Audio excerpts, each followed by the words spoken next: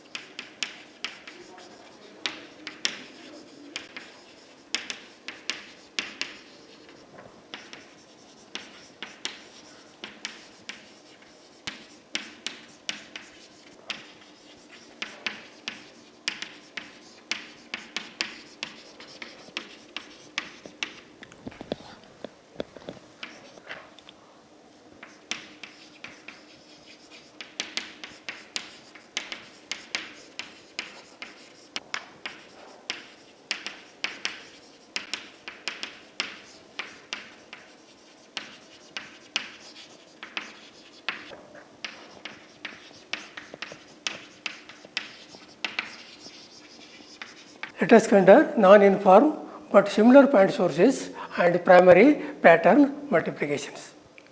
Similar point sources means all the antenna elements are having the similar characteristics, and non-uniform means so they are not placed with a uniform distance. The non-uniform means the antennas are placed in a non-uniform way. In order to understand non-uniform but similar point sources and pattern multiplications, let us consider the first point. Analysis of array of point sources is not complicated.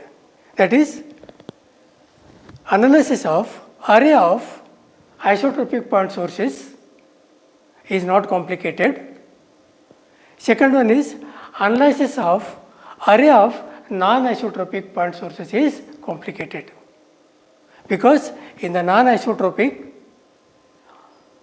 all the elements of an array are not same. Then third one is to simplify the analysis, because here in the point number 2 we are saying that analysis of array of non-isotropic point sources is very much complicated.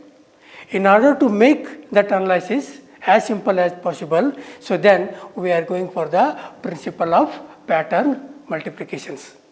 I mean to say, the principle of pattern multiplication is used to analyze the array of non-uniform point sources. Now, if in this one, now let us consider the 2 points, and this pattern multiplication is applicable to an antenna elements having the same orientation, that is, all the antennas are to be oriented in the same directions. And the second one is identical system will result in same pattern, shape, beam width, directivity, efficiency and the radiation resistance. Then coming to the next one, field magnitude pattern of array of element is product of primary and secondary pattern. That is, whatever the radiation field produced by these non-uniform sources will be the product of primary radiation pattern and the secondary radiation patterns. Now let us see what is meant by primary radiation pattern and the secondary radiation patterns. So the primary radiation pattern is obtained from the individual elements. That is, radiation obtained from the individual elements is called as a primary radiation patterns. And secondary radiation pattern is obtained from a complete array system replacing all the antenna elements by an isotropic point source having same magnitude and the phase difference. It means to say that secondary patterns can be obtained by replacing all your n number of array elements by one single point source having same amplitude and the same phase. And then the product of these primary and the secondary patterns is going to give the radiation pattern of this non-uniform, and that we are calling it as a pattern multiplication.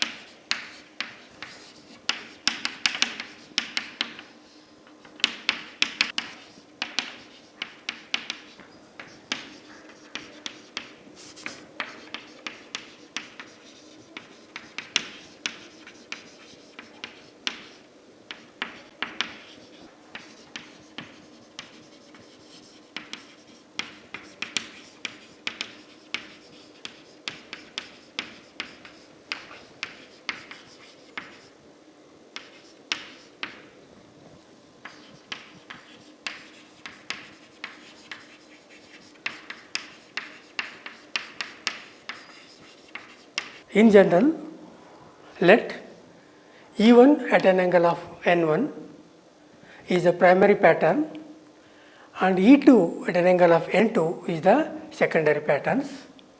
Then as you know in the pattern multiplication, the total pattern E at an angle of N is equal to the product of primary pattern and the secondary patterns. So that is E1 at an angle of N1 into E2 at an angle of N2. So this you can write it as E is equal to E1 into E2, or you can write it as eta is equal to eta 1 plus eta 2, where the resultant pattern eta is the summation of primary pattern eta 1 and the secondary pattern eta 2. And the primary patterns you are obtaining it from the radiation from the individual sources, and the secondary pattern you can obtain it from replacing all the point sources by one isotopic point source having the same magnitude and the phase.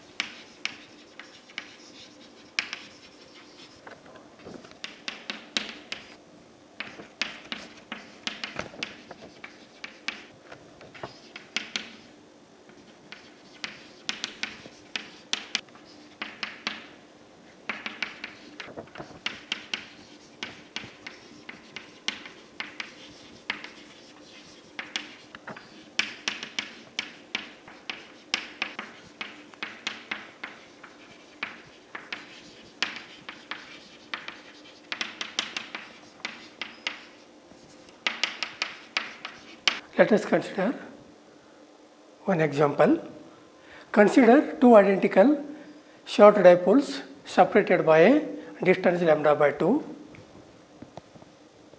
The power is applied with equal magnitude and phase. So that is, we have two identical point sources. We are applying an equal magnitude and the phase, and distance between the elements of the antenna is lambda by 2. So that is, so this is one antenna element and this is another antenna elements, and the distance between, so these two antenna elements is lambda by 2 and the phase difference is pi by 2. And so here, so this diagram is showing you the resultant pattern due to these two antenna elements. This is the antenna elements and this is your z axis, this is x axis and y axis, and theta and the phi, that is vertical radiation and the horizontal radiations. E is the resultant field what we are obtaining it from the two antenna elements. The far electric field for a vertical dipole is E equal to I into 65 into I L sin theta divided by R into lambda, where so this current I is equal to I0 into e to the power j omega into t minus r by c, and here length is there, L equal to length of the dipole. Therefore, E equal to 60 pi I0 L into sin theta divided by R into lambda. So, this is the electrical field. So, what you are getting at this particular point. The relative field magnitude is E1 equal to E divided by E maximum. So, this is equal to sin theta. Since theta is equal to 90 minus phi, so then we can write this E1 is equal to cos phi, and the peaks are obtained in the directions 0 and 180 degrees, and the nulls are obtained in the direction 90 and 270 degrees.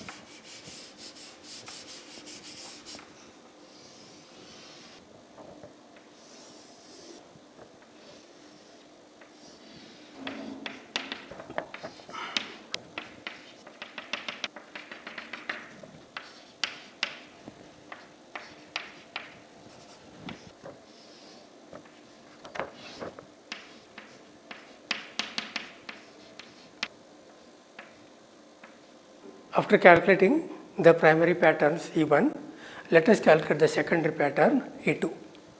Now these are the two entire elements separated by distance lambda by 2. If E0 is the field from the individual sources, then the total field is equal to 2 E0 into cos of psi by 2, where psi is equal to dr cos phi plus delta, and this you can also write it as phi cos phi plus pi by 2. Once if you calculate the total field, so due to these two elements, then the relative field E2 is equal to E total divided by E total maximum. So this is equal to cos of psi by 2, and this is equal to cos of pi by 2 cos of psi plus pi by 4. Then you have to calculate in which direction the peaks occurs.